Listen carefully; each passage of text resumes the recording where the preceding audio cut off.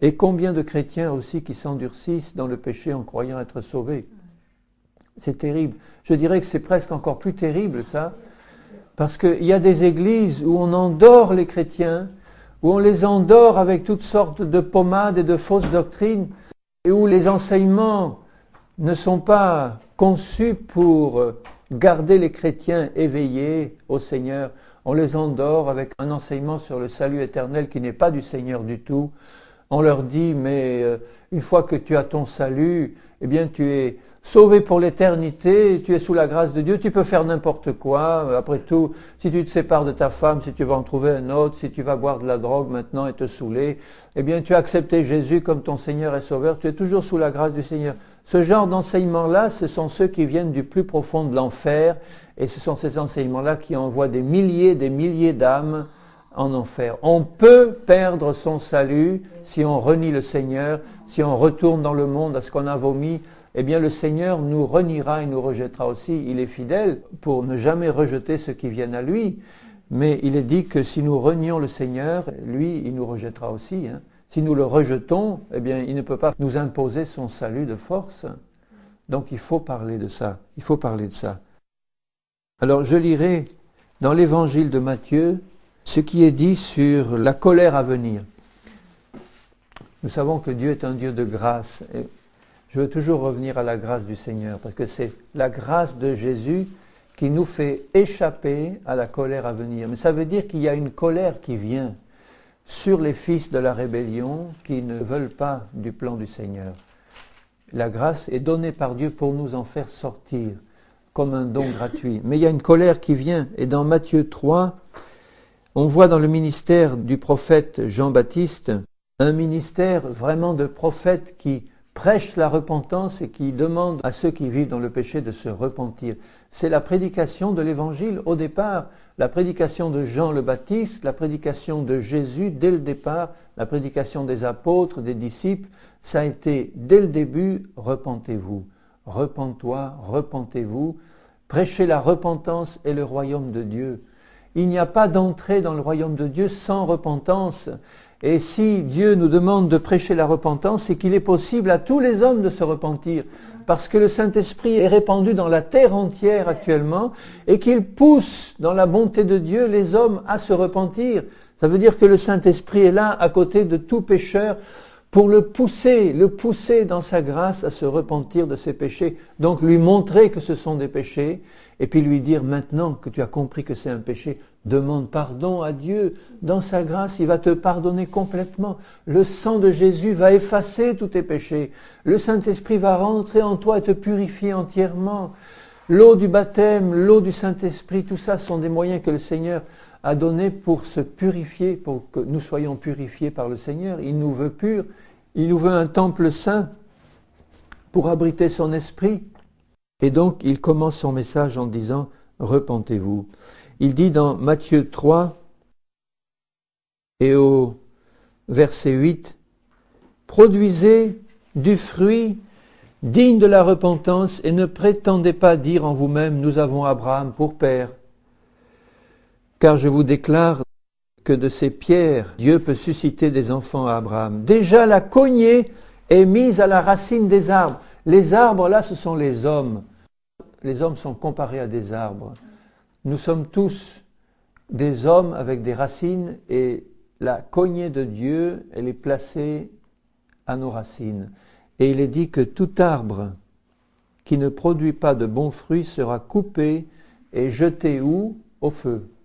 Il n'est pas dit qu'il sera évaporé dans le néant ou qu'il disparaîtra. Il est dit tout arbre qui ne produit pas du bon fruit sera coupé le jour du jugement et jeté où? Au feu. Et c'est un feu, nous savons lequel. C'est le feu de l'enfer, c'est le lac de feu, c'est l'éternité en enfer avec le diable et ses anges et le faux prophète qui seront là tourmentés pour toute éternité. Et là, le critère que Dieu dit, c'est porter du bon fruit. On ne peut pas porter du bon fruit en dehors de Jésus-Christ. C'est lui le cep, il faut qu'on soit attaché au cep pour qu'on porte du fruit. Et c'est là le message de Jean le Baptiste. Tout arbre qui ne porte pas du bon fruit sera coupé et jeté au feu. Et il annonce comment nous pourrons porter du bon fruit. Moi, je vous baptise d'eau pour vous amener à la repentance, mais celui qui vient après moi est plus puissant que moi. Je ne suis pas digne de porter ses souliers. Lui, il vous baptisera du Saint-Esprit et de feu. Il a son vent à la main, il nettoiera son aire, il amassera son blé dans le grenier, mais il brûlera la paille. La paille, ce sont les rebelles, ce sont ceux qui refusent d'être purifiés par le Saint-Esprit que Dieu envoie pour purifier le monde. Et il dit là que la paille sera brûlée dans le feu qui ne s'éteint pas. C'est terrible, hein? Le jugement de Dieu vient sur les rebelles qui n'acceptent pas son salut.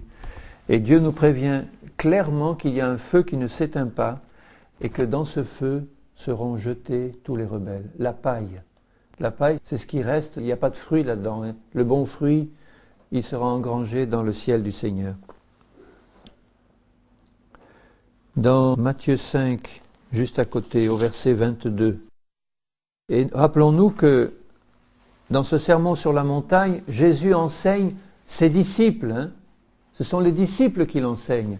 Et il parle à ses disciples en leur disant, au verset 22, « Mais moi je vous dis que quiconque se met en colère contre son frère mérite d'être puni par les juges, que celui qui dira à son frère « Raka » mérite d'être puni par le Sanhédrin, et que celui qui lui dira « Insensé, fou » mérite d'être puni par le feu de la géhenne. Vous vous rendez compte ce que dit le Seigneur à ses disciples? Il dit, si tu gardes de l'animosité, de la colère, de la haine dans ton cœur contre ton frère, et puis on voit que le reste de l'enseignement de la parole, c'est contre quiconque. C'est pas seulement contre ton frère, c'est contre quiconque. En un sens, tous les hommes sont frères dans la chair, hein. Il dit là que celui qui se met en colère contre son frère est un meurtrier qui mérite d'être puni par le feu de l'enfer. Parce que Jésus sait très bien que cette colère-là, c'est une colère meurtrière, c'est une colère qui a poussé Caïn à tuer son frère Abel. Donc c'est un esprit de meurtre qui se manifeste et nous savons que tous ceux qui sont au Seigneur ne peuvent pas être animés par un esprit de meurtre. Nous avons l'esprit du Seigneur qui est un esprit d'amour. Jésus nous demande de nous aimer les uns des autres. Le signe numéro 1 que nous appartenons au Seigneur, c'est l'amour qui met dans nos cœurs. L'amour qui est capable de supporter les injustices, ce qui nous est fait comme mal. C'est le b.a.-ba de la vie chrétienne, supporter l'injustice sans avoir de l'amertume, de la colère, de l'animosité. Et là, bien-aimés, il faut que nous, chrétiens qui avons accepté le Seigneur, nous puissions veiller attentivement sur nos pas pour ne jamais garder la moindre amertume, la moindre colère, la moindre animosité contre quiconque. Si nous gardons cette amertume-là, et si nous ne nous repentons pas devant le Seigneur pour demander que le sang de Jésus vienne effacer ça, en nous remplissant de l'amour du Seigneur envers tous ceux qui nous entourent et qui nous ont fait du mal, eh bien cette amertume-là va produire petit à petit des rejetons et elle va infecter tout l'être. C'est bien l'enseignement de la parole. L'amertume va infecter tout et si nous restons dans cette amertume-là, c'est la perdition du feu éternel qui nous attend. Aussi simple que ça. J'ai lu un témoignage d'une femme qui avait été amenée par le Seigneur en vision à visiter l'enfer. Et c'était une expérience très pénible pour elle. Et là, dans l'enfer, le Seigneur lui a montré une femme qui brûlait dans le feu. Et cette femme avait été une chrétienne très engagée, qui avait prêché la parole, qui avait amené énormément d'âmes au Seigneur, et qui avait marché un temps avec Dieu, mais dans la puissance du Saint-Esprit. Et un jour, elle a appris que son mari l'a trompée. Et son mari, quand il a été découvert, il a demandé pardon. Mais cette femme n'a jamais pu pardonner à son mari. Elle a toujours, même si elle a pardonné du bout des lèvres, elle a gardé dans son cœur une profonde amertume contre son mari qui, au cours des années, s'est développée. Et un jour, ça a explosé. Elle a tué son mari. Elle a fini par le tuer. Ça prouve que ce sentiment de haine qui était là dans le fond de son cœur, il a fini par sortir un jour. Il y a des gens qui ne tuent jamais physiquement, mais s'ils gardent dans leur cœur le même sentiment de haine, que ça se manifeste un jour ou pas par un meurtre, Jésus dit, si tu as de la haine et de la colère, tu es un meurtrier. Et cette femme, tout de suite après, elle s'est donné la mort. Elle s'est suicidée et elle s'est retrouvée en enfer. Alors, le salut éternel qu'on garde une fois qu'on a accepté le Seigneur et qu'on peut le garder, quelles que soient les choses qu'on peut faire, c'est une invention du diable. Si on ne se repent pas de nos péchés, nous irons en enfer. Celui qui meurt dans ses péchés va en enfer. Il a beau avoir servi. Il est dit dans l'Ancien Testament, un homme qui a été juste toute sa vie, s'il pêche, eh bien toute sa justice sera oubliée. S'il pêche, un seul péché, s'il ne se repent pas, bien sûr, va effacer toute une vie de justice. Alors qu'un pécheur qui aura eu toute une vie de péché, s'il se repent et qu'il accepte le Seigneur, un seul acte de justice, sa repentance et accepter le pardon du Seigneur par le sang de Jésus, ça efface tous ses péchés. Alors c'est vraiment important de comprendre que le Seigneur ne veut pas que nous ayons la moindre trace d'animosité, de haine ou d'amertume contre personne. On a été blessé par des gens, on a été blessé par des chrétiens, on a été blessé par des membres de nos familles. Il y en a qui ont eu des traitements très durs. Eh bien, Dieu juge le fond de nos cœurs. Si nous avons la moindre amertume, c'est une racine d'impiété, de péché qui va pousser des rejetons et nous devons nous en repentir immédiatement et dire « Seigneur, je crie à toi, je te demande pardon. Je sais quel est le sort terrible de ceux qui ne pardonnent pas de tout leur cœur à ceux qui ont péché. Eh bien Seigneur, enlève cette racine de mon cœur, je m'en repens, je t'en demande pardon. Remplis mon cœur de ton amour et de ton pardon. Tu m'as pardonné, Seigneur. Est-ce que moi je ne peux pas pardonner à ceux qui m'ont fait du mal ? On ne doit pas garder la moindre trace d'amertume. C'est important. Et juste un peu plus loin, au verset 27, il dit « Vous avez appris qu'il a été dit, tu ne commettras pas d'adultère. Mais moi je vous dis que quiconque regarde une femme pour la convoiter a déjà commis un adultère avec elle dans son cœur. » On juge ceux qui quittent leur femme et qui vont avec d'autres femmes et on a raison de les juger au sens spirituel, de dire que c'est mal. Mais que dire de tous ceux qui convoitent dans leur cœur et que ça ne se voit jamais ? Dieu le voit. Nous devons reconnaître ça comme un péché devant Dieu en disant « Seigneur, pardonne ». Parce qu'il est dit au verset 29, « Si ton œil droit est pour toi une occasion de chute, arrache-le et jette-le loin de toi, car il est avantageux pour toi qu'un seul de tes membres périsse et que ton corps tout entier ne soit pas jeté dans la géhenne. » Simplement parce que quelqu'un a regardé une femme pour la convoiter et qui ne s'est pas repenti de ça. Pour Dieu, c'est un péché qui l'amène à la géhenne. Moi, je vous dis au verset 32 que celui qui répudie sa femme, sauf pour cause d'infidélité, l'expose à devenir adultère et que celui qui épouse une femme divorcée ou répudiée commet un adultère. Combien de chrétiens sont dans cette situation ? On doit crier au Seigneur pour demander la miséricorde de Dieu sur tous ceux qui pratiquent ce péché. Le Seigneur a voulu que l'homme et la femme se marient, qu'ils fassent un en Christ, et puis un tout court en tant que mari et femme, et que la sainteté de Dieu réside dans ce couple-là, marié devant le Seigneur, et que aucune impureté ne vienne souiller le lit conjugal et le cœur de l'homme et de la femme quand ils sont mariés. Et gardons nos cœurs purs devant le Seigneur. Invoquons constamment le Saint-Esprit pour nous montrer et le sang de Jésus pour nous purifier constamment. Dans Matthieu 8, versets 11 et 12,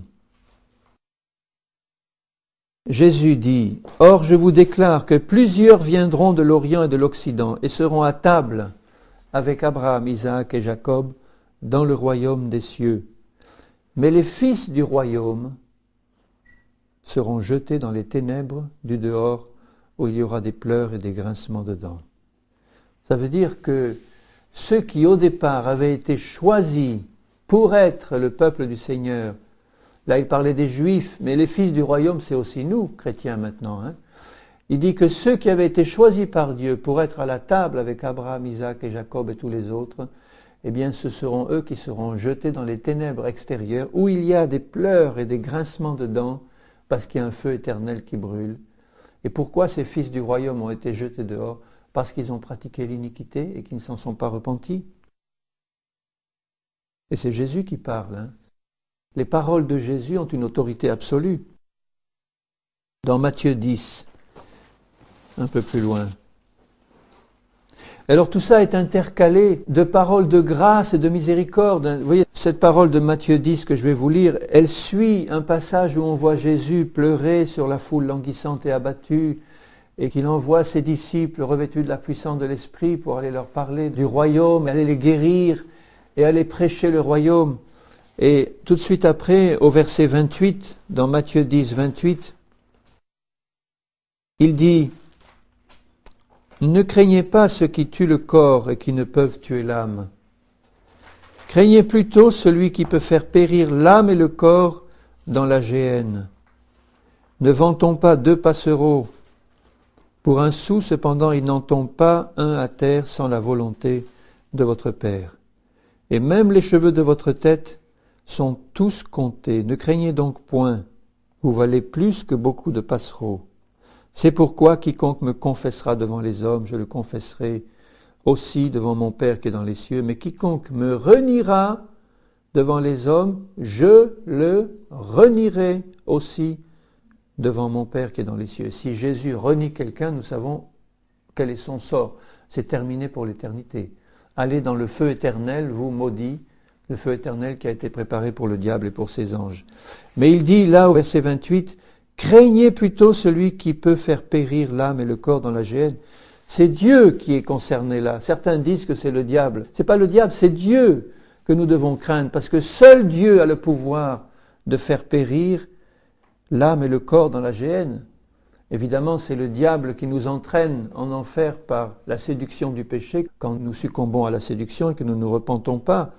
Mais le diable ne peut pas toucher l'âme d'un homme si cet homme ne se livre pas au péché.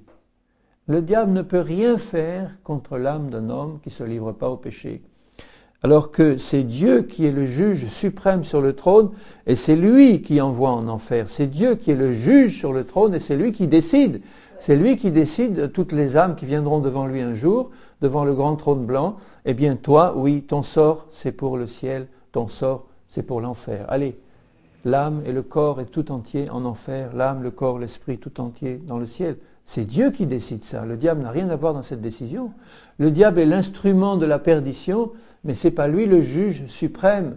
Et il est dit que nous devons craindre le Seigneur. Craindre dans le bon sens, c'est-à-dire, Seigneur, je sais que tu es un Dieu plein d'amour et de miséricorde et que je peux compter sur ton pardon, ta grâce. Je peux confesser mon péché de tout mon cœur et tu es là. Tu me corrigeras s'il le faut, mais tu me tiens dans ta main, dans ton amour. Moi, je n'ai pas à craindre d'être abandonné par Dieu si je reste constamment ma main dans la sienne. Jamais il ne m'abandonnera. Il sera toujours là pour me fortifier, pour me secourir. Mais si moi, il vient de le dire, je le renie, celui qui le renie, il le reniera. Et il le reniera justement. Et celui qui sera renié par le Seigneur, il saura que c'est juste et il saura pourquoi. Parce que lui-même a renié le Seigneur. Il a entendu parler de Jésus, ou bien il l'avait accepté une fois et il l'a renié. Et son sort, c'est dans le feu éternel. Celui qui conservera sa vie la perdra. Un peu plus loin dans Matthieu 13,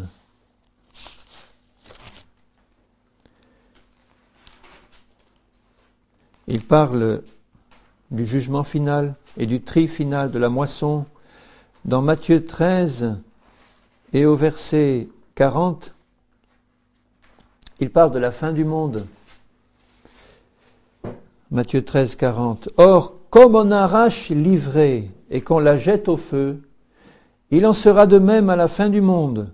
Le Fils de l'homme enverra ses anges qui arracheront de son royaume, parce qu'ils y étaient plantés dans le royaume de Dieu, qui arracheront de son royaume tous les scandales et ceux qui commettent l'iniquité. Et ils les jetteront dans la fournaise ardente où il y aura des pleurs et des grincements de dents. Alors les justes resplendiront comme le soleil dans le royaume de leur Père, que celui qui a des oreilles pour entendre, entende. Nous ne sommes justes que par la grâce de Dieu, par la foi dans le salut que Dieu nous donne en Jésus-Christ. Il n'y a que cette justice-là qui est acceptable à Dieu.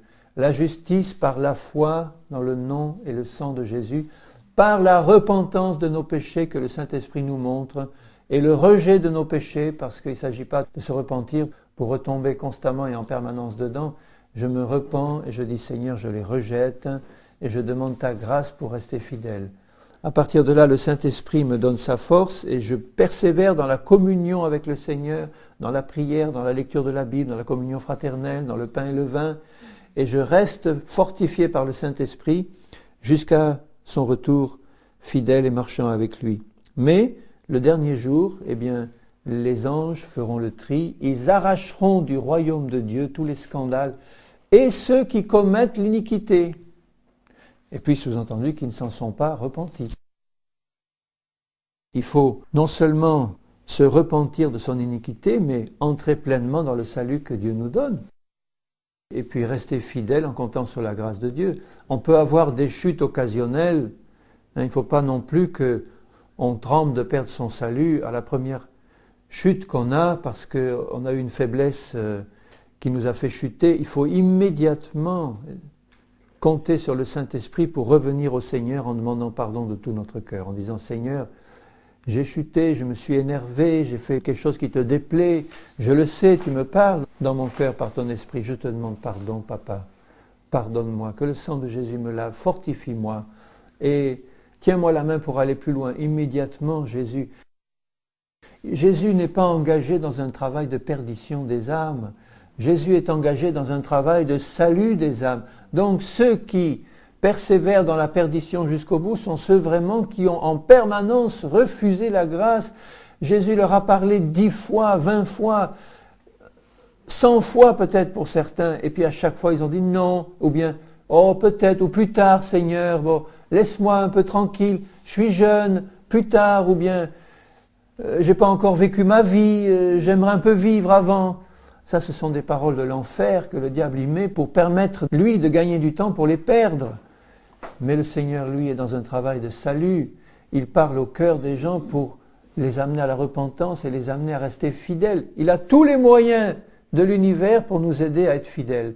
Il a tous les moyens possibles et imaginables. Il a déjà tout prévu dans son amour. Il a le sang de Jésus, il y a la parole du Seigneur, il y a le Saint-Esprit, il y a le nom de Jésus, il y a toute la puissance de Dieu, sa grâce, qui sont à ma disposition pour me permettre de tenir debout par la grâce du Seigneur. Donc, si vraiment ceux qui ont refusé, qui se sont endurcis, quand ils arriveront au jugement, qu'ils entendront cette voix terrible, va dans le feu éternel qui a été préparé pour le diable et ses anges.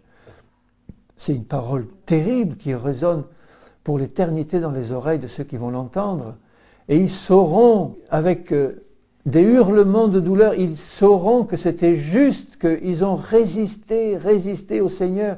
Le Seigneur leur a envoyé des prophètes, le Seigneur leur a envoyé des enfants, ces enfants qui ont témoigné, qui ont parlé, et puis une fois et 2 fois et 10 fois, et à chaque fois il dit « Ah oui, oui, tu m'intéresses » ou bien « Oui, je vais aller à ta réunion, mais bon, finalement, je ne suis pas prêt. » Ou bien « Oh, écoute, faut pas me forcer, hein, écoute, plus tard on en reparlera. » Ce sont des paroles terribles parce que demain ne t'appartient pas. Il y en a qui sont morts d'un accident de voiture en sortant d'une réunion où ils avaient dit non au Seigneur. Dans Matthieu 18, cette parabole du riche et de son serviteur méchant qui n'avait pas voulu pardonner, là encore, et qui n'avait pas voulu remettre sa dette à quelqu'un qui le suppliait, dans Matthieu 18. Et il termine, le Seigneur, cette parabole en parlant de celui qui n'avait pas voulu pardonner et remettre sa dette, au verset 34, il dit, Matthieu 18, 34, « Son maître, c'est le nôtre, c'est notre Père Céleste, son maître irrité le livra au bourreau, jusqu'à ce qu'il eût payé tout ce qu'il devait, et il devait des centaines de milliards, et ce n'est pas en prison qu'on peut les payer, donc c'était pour l'éternité. C'est ainsi que mon Père Céleste vous traitera, il parle à ses disciples, hein, vous traitera si chacun de vous ne pardonne à son frère de tout son cœur. Ça veut dire que Dieu n'aura aucune pitié à ce moment-là, au moment du jugement. Il a pitié maintenant, il a de la compassion. Mais le jour du jugement, aucune compassion, aucune pitié. Tu as été prévenu 100 fois, Dieu t'a dit, aimez-vous les uns les autres comme je vous ai aimé. Toi qui te dis chrétien, tu n'as pas voulu pardonner cette petite dette ou la remettre à ton frère qui t'en suppliait. Tu as fait preuve de dureté, tu l'as fait payer, tu l'as fait mettre en prison. Ça veut dire que tu n'as pas voulu lui pardonner. Eh bien, je te livre au bourreau et tu y resteras pour l'éternité. C'est ainsi que mon Père Céleste vous traitera. Dieu va lui remettre toute sa dette qui avait été enlevée par le sang de Jésus, toute la dette de ses péchés passés que le Maître compatissant avait ôté. Il la lui remettra dessus, tu payeras tout. Et nous savons qu'il est impossible de payer la dette de nos péchés autrement que par la repentance et le sang de Jésus. C'est impossible de payer la dette de nos péchés. Donc si Dieu nous remet la dette de nos péchés dessus, c'est pour l'éternité, bien-aimés, c'est pour l'éternité. Il ne faut pas jouer avec le manque de pardon, jamais, jamais. Il faut que ce soit planté dans nos cœurs de chrétiens, là je parle aux chrétiens, que jamais nous ne devons nous permettre de ne pas pardonner de tout notre cœur à quelqu'un qui nous a fait du mal, ou à quiconque, jamais. Pas la moindre trace de haine. Dis Seigneur, sonde-moi, sonde mon cœur, montre-moi si j'ai la moindre trace de haine envers mon père, ma mère, mon frère, ma sœur, mes enfants, peu importe, enfin, quiconque, vivant ou mort, même des morts, il y a des gens qui haïssent encore des morts. Eh bien, jamais la moindre trace de haine. Seigneur, pardonne-moi, purifie-moi par le sang de Jésus, remplis-moi de ton amour, Seigneur. Donc ceux qui ont de la haine encore dans leur cœur, ce sont ceux qui veulent la garder. Et ça, c'est terrible. On ne doit pas garder et vouloir garder la moindre haine, la moindre animosité contre ton frère, ta femme, ton mari, ceux qui sont les plus proches, surtout. Dans Matthieu 22 et au verset 13, c'est à propos de ce festin des noces où le maître envoie ses serviteurs dans les chemins, méchants et bons, pour les faire entrer dans la salle des noces, mais avant d'entrer, ils devaient mettre un vêtement de noces, un habit qui leur était offert par le maître avant d'entrer. Et tout le monde était là. Et au milieu des invités, le maître voit quelqu'un qui s'était introduit. Il s'était introduit dans le royaume de Dieu, non pas dans le ciel éternel, là. C'est le royaume de Dieu, c'est-à-dire l'église visible sur la terre, le royaume de Dieu. Il s'était introduit sans habit de noces. Il aperçut là, au verset 11, un homme qui n'avait pas revêtu un habit de noces. Ça veut dire que c'était quelqu'un qui faisait semblant d'appartenir à l'église, mais qui n'était pas purifié, vraiment. C'est ça que ça veut dire. Il n'était pas purifié par le sang de Jésus et par la foi. Il était là au milieu des autres, là, dans l'église de Jésus, mais il n'était pas passé par la porte, par la repentance. Il n'avait pas revêtu l'habit de noces. Il lui dit, mon ami, comment es-tu entré ici sans avoir un habit de noces? Cet homme eut la bouche fermée. Il ne pouvait rien dire.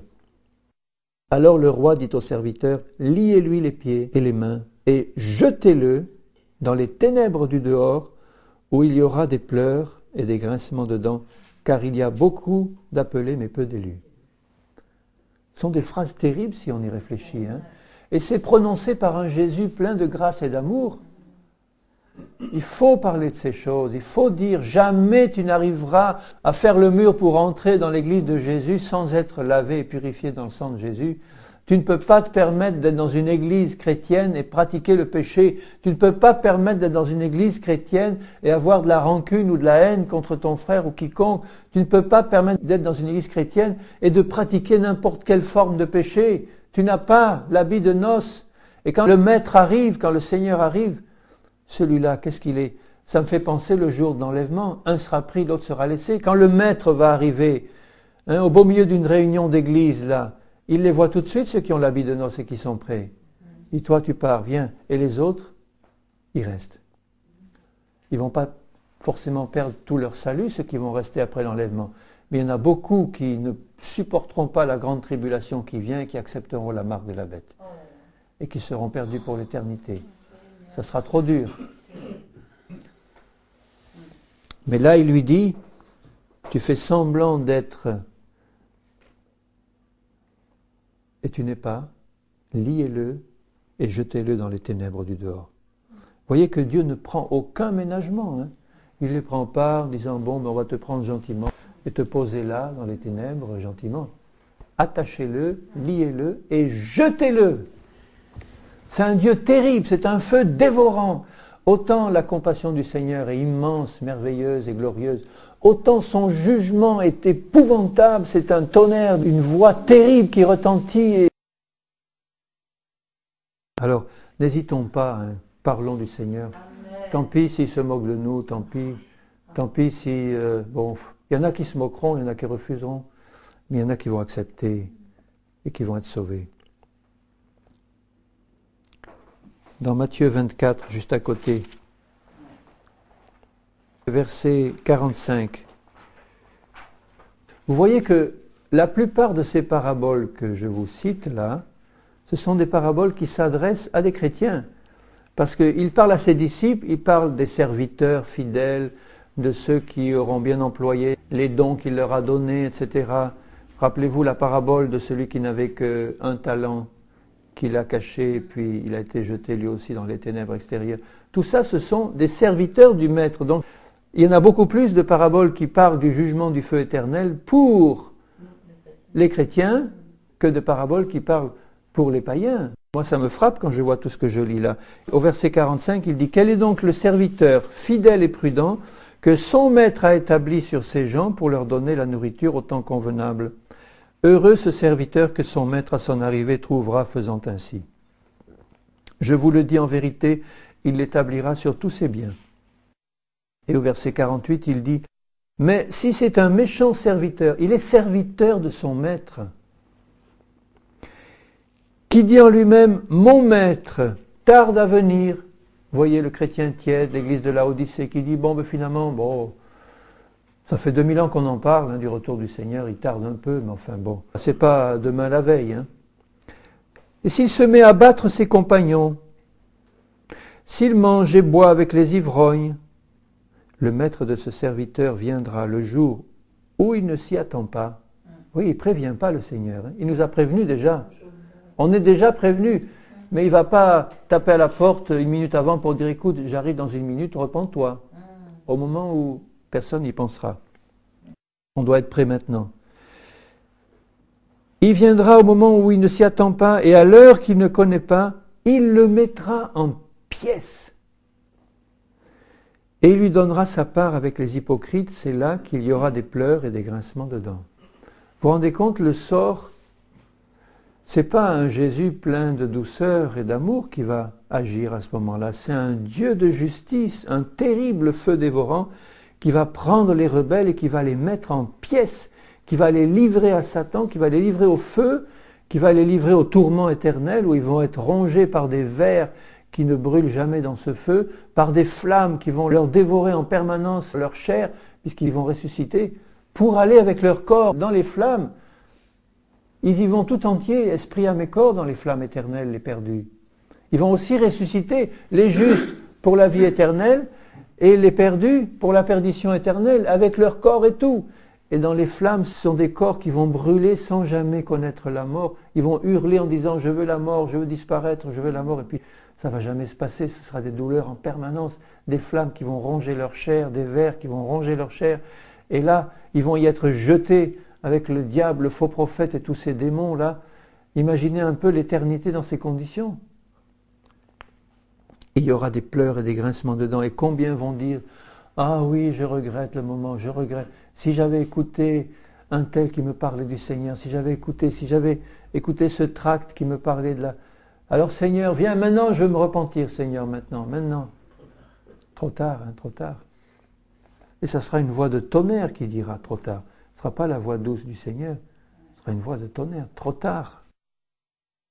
Au chapitre 25, juste à côté, il parle des vierges folles et des vierges sages. Encore une fois, les vierges représentent l'Église. Les vierges sages étaient remplies du Saint-Esprit, elles avaient un vase plein d'huile, des provisions qui leur permettaient de tenir jusqu'au bout. Les vierges folles, elles avaient de l'huile, elles étaient vierges, elles avaient de l'huile qui représente le Saint-Esprit, mais elles n'en avaient pas assez pour tenir jusqu'au bout. Leur lampe s'est éteinte, ça veut dire qu'elles n'étaient pas assez remplies du Saint-Esprit. Et pourquoi elles n'étaient pas assez remplies du Saint-Esprit ? parce qu'elle n'avait pas demandé au Seigneur. Que Dieu donne son Saint-Esprit avec abondance à ceux qui le demandent. Où elles allaient chercher de l'huile, c'était trop tard là encore. Au verset 10, pendant qu'elles allaient en acheter, l'époux arriva.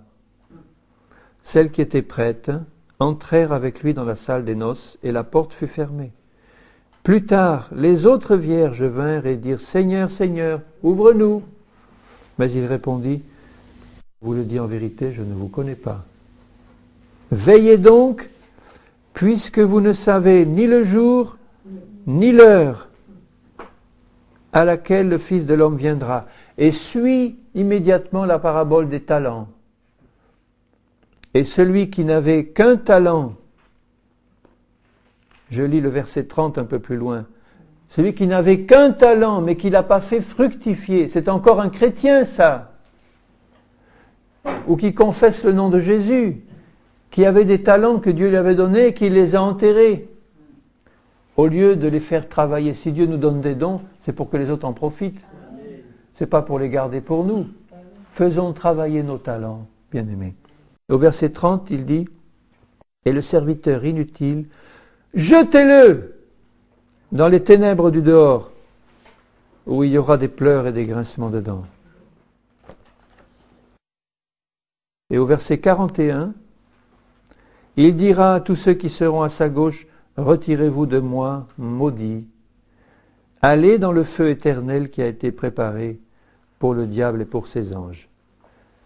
Car j'ai eu faim, vous ne m'avez pas donné à manger. J'ai eu soif, vous ne m'avez pas donné à boire. J'étais étranger, vous ne m'avez pas recueilli.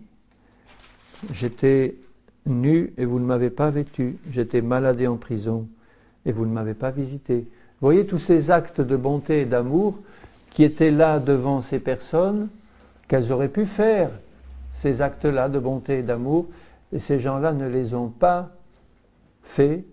Et ils ne se sont pas repentis surtout de ne pas les avoir faits. C'est ça le plus grave encore, parce que si elles n'ont pas fait ces actes d'amour, mais si elles avaient dit « Seigneur, je le réalise, pardonne-moi, j'aurais dû faire ça, j'aurais dû donner à boire à ceux qui avaient soif et à manger à ceux qui avaient faim, qui étaient là à ma porte. J'aurais dû le faire, Seigneur, tu m'avais montré. » Et puis on a dit « Oh ben non, finalement, il mérite bien ça, hein, ça va lui faire une bonne leçon, allez. » Et puis on n'a rien donné. On croyait faire l'œuvre du Seigneur, même en ne lui donnant pas. Eh bien là, le Seigneur dit, tu ne l'as pas fait, tu ne t'es pas repenti, eh bien tu seras jeté dans les ténèbres extérieures. Et au verset 46, ceux-ci iront au châtiment éternel, mais les justes à la vie éternelle. Alors je m'arrête là pour l'évangile de Matthieu. Mais vous voyez que rien que dans cet évangile, le Seigneur parle clairement d'un châtiment éternel. Et il parle d'un châtiment éternel pour tous les rebelles qui n'ont pas accepté sa grâce et son salut. Et il parle d'un châtiment éternel pour tous ceux qui faisaient partie de son peuple et qui lui ont désobéi. Et ça nous concerne, nous, directement. Je vais terminer en lisant 3 versets dans d'autres passages. Dans Jean 15, parce que ce sont encore des paroles de Jésus. Dans Jean 15 et au verset 6, « Si quelqu'un ne demeure pas en moi, il est jeté dehors, comme le sarment, et il sèche. Puis on ramasse les sarments, on les jette au feu et ils brûlent. » Là encore, il parle à des chrétiens. Et il dit, si tu ne demeures pas en moi, attaché à Jésus et à sa parole pour marcher par l'Esprit, si tu ne demeures pas en moi, tu ne vas pas produire du fruit dans ta vie. Et à ce moment-là, le vigneron en coupe, ce sarment qui n'est pas fructueux, et il sèche. Et il est jeté où? Au feu. C'est une image du feu éternel. Mais si vous demeurez en moi et que mes paroles demeurent en vous, demandez ce que vous voudrez, cela vous sera accordé. Toujours la grâce du Seigneur qui est en parallèle avec sa justice et sa sainteté et son jugement. Toujours, les deux ne peuvent pas être séparés. Hein. Je reviens constamment à ça. Il ne faut jamais ne prêcher que la grâce ou ne prêcher que l'enfer. Ce n'est pas l'évangile du Seigneur. Mais il faut prêcher la grâce et la justice de Dieu en Jésus-Christ et l'enfer et le jugement pour ceux qui refusent sa grâce. Ça va ensemble, ça. C'est tout l'évangile qu'il faut prêcher. Il ne faut pas laisser de côté cet aspect-là. Sinon, les pécheurs endurcis n'ont pas la crainte du Seigneur. Ils s'imaginent que, ils pourront vivre éternellement avec Satan en s'amusant. C'est pas ça. Dans 1 Jean, chapitre 2, verset 9, celui qui dit qu'il est dans la lumière et qui a de la haine, qui est son frère, est encore dans les ténèbres. Et nous savons que les ténèbres, c'est le royaume de Satan. Il est le prince des ténèbres. C'est le domaine de Satan. Donc si la haine est dans le cœur de quelqu'un, il appartient à Satan. Il est dans les ténèbres. Celui qui aime son frère demeure dans la lumière et aucune occasion de chute n'est en lui.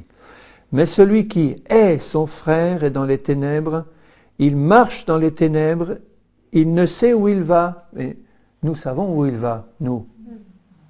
Et Dieu le sait où il va. Il va directement dans le feu éternel. Parce que quelqu'un qui marche en permanence dans les ténèbres, il ne peut faire que tomber dans le trou éternel où se trouve le prince des ténèbres. Pourquoi ? Parce qu'il a de la haine contre son frère. Et on ne peut pas, bien-aimé, avoir un cœur plein d'amour pour 99,99% de nos frères et avoir un cœur plein de haine pour un frère. Si tu as le cœur plein de haine pour un frère, tu es entièrement dans les ténèbres. Entièrement. Tu ne peux pas dire « je suis plein d'amour pour toi, mon frère », alors que dans ton cœur, tu as de la haine pour une personne. Si on a de la haine pour une personne, on est entièrement dans les ténèbres. Et notre sort, c'est les ténèbres éternelles. Je vous écris, petits enfants, parce que vos péchés vous sont pardonnés à cause de son nom. Et il dit au chapitre 1er, au verset 9, si nous confessons nos péchés, il est fidèle et juste pour nous les pardonner. Et le sang de Jésus nous purifie entièrement. Donc vous voyez que ceux qui ne sont pas purifiés par le sang de Jésus, ce sont ceux qui veulent rester dans les ténèbres. Le Saint-Esprit leur parle et leur dit, mais tu ne te rends pas compte que tu as de la haine encore. Tu as encore de la haine dans ton cœur contre... Il y en a qui me disent, oh mais c'est pas de la haine ça, c'est juste un peu d'animosité. Mais moi je leur dis, c'est de la haine. Appelle ça comme tu dois l'appeler. Parce que l'amour ne s'irrite pas. L'amour... excuse tout. L'amour n'est pas impatient. Donc si tu t'irrites, si tu es impatient, c'est encore de la haine. Ça ne veut pas dire que tu es perdu pour l'éternité, ça veut dire que tu dois te repentir de ça et dire Seigneur, je le confesse, que ton sang me lave maintenant, Seigneur. Et si je sens encore une racine de haine ressortir, immédiatement, pardon, Seigneur, pardon, que ton sang me lave en permanence et remplis-moi d'amour. J'en fais un sujet d'intercession pour moi personnellement.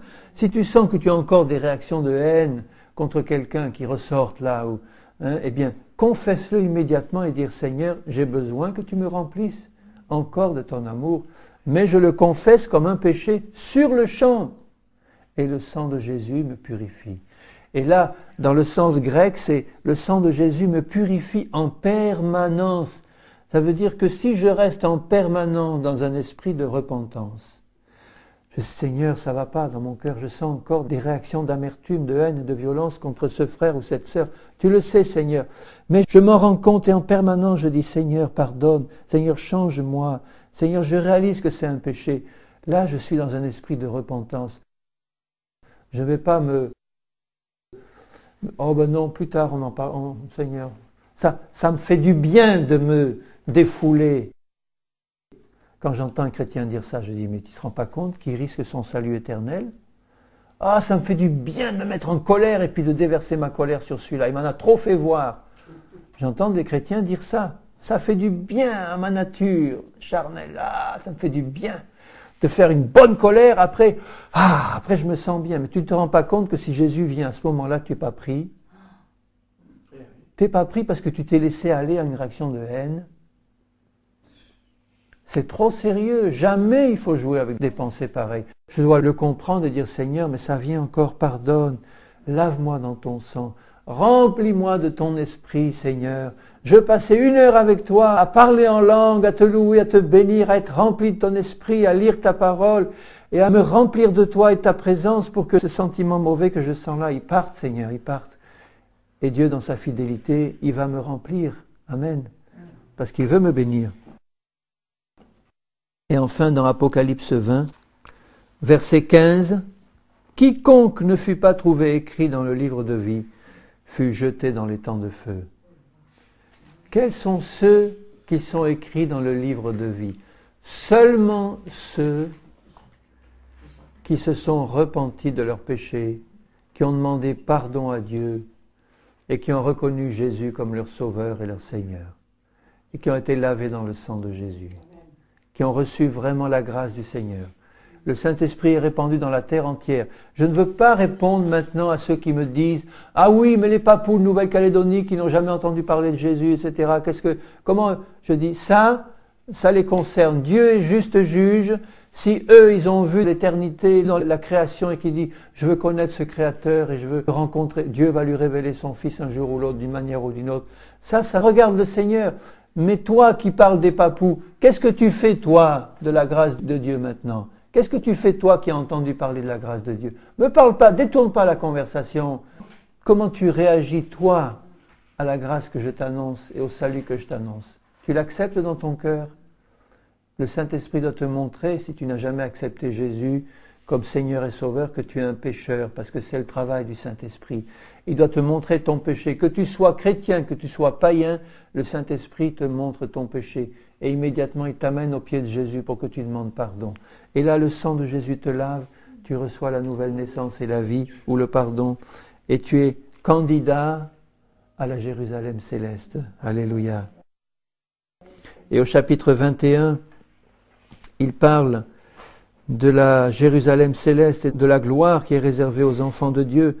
Il dit au verset 7, « Celui qui vaincra héritera ces choses. » Il vient de dire, « À celui qui a soif, je donnerai de la source de l'eau de la vie gratuitement. » Gratuitement. Tu as soif de la justice de Dieu, de son salut, de son pardon, du ciel, de la gloire qui t'attend. Tu as soif de ça.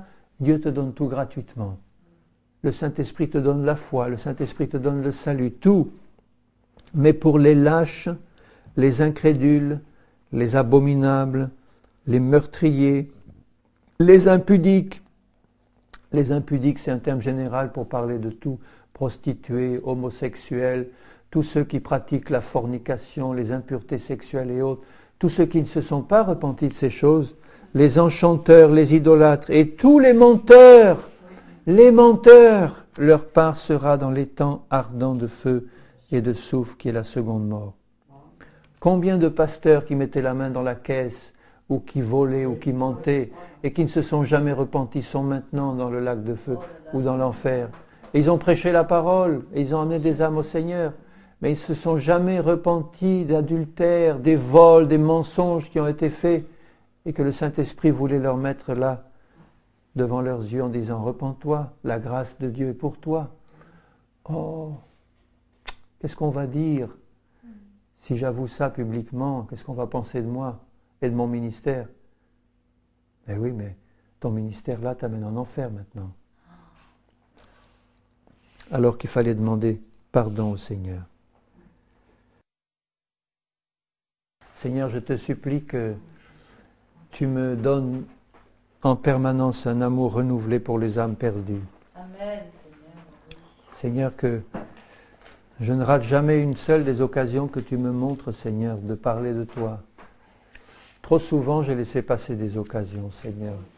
Ce soir encore, je m'humiliais devant toi et te demandais de me remplir d'assurance, de force, de l'onction et de la vie de ton esprit pour parler, Seigneur, à ceux qui se perdent de ton grand salut, de ton amour. Seigneur, de l'œuvre merveilleuse de la croix et de Jésus, et parler aussi à ceux qui s'endurcissent de ton châtiment terrible, éternel. Seigneur, je te supplie que ton sang nous purifie, que ton esprit nous remplisse, Que constamment nous soyons, Seigneur, debout devant toi, remplis de ton esprit, travaillant dans ton champ, Seigneur, attendant ton retour et travaillant au salut des âmes et au perfectionnement des saints. Seigneur, je te supplie pour moi, pour tes bien-aimés, pour que tu nous visites et que tu nous renouvelles. Que tu renouvelles notre ardeur et notre zèle pour toi, Seigneur. Et que tu fasses de nous des flammes de feu, de ton feu céleste, Seigneur, pour répandre ta parole, pour parler aux pécheurs, pour parler à ceux de tes enfants qui se sont détournés ou qui t'ont renié. Seigneur, aide-nous, je t'en prie, et conduis-nous vraiment. Renouvelle-nous ce soir. Je te le demande pour ma part. Renouvelle-moi dans l'onction et la bénédiction de ton esprit, Seigneur. Et garde-moi fidèle dans ta main. Garde-moi, Seigneur. Fais toujours la lumière dans mon cœur. Donne-moi toujours l'esprit de Jésus-Christ, un esprit humble et saint et petit devant toi, Seigneur. Un esprit d'obéissance à mon Père céleste. Seigneur, c'est de tout cœur que je te le demande, en te demandant ta bénédiction pour chacun de nous, mon Dieu. Ta bénédiction pour tous ceux qui nous entourent et qui ne te connaissent pas. Seigneur, je t'en remercie, mon Dieu. Je t'en remercie dans le nom de Jésus. Amen. Amen.